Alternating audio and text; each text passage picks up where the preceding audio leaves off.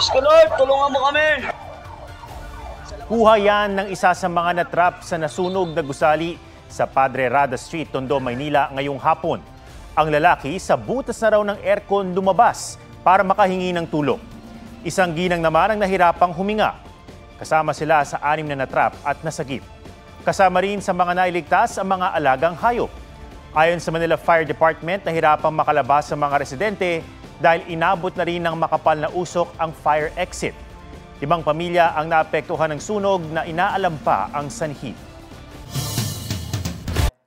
Huwag magpahuli sa mga balitang dapat niyong malaman.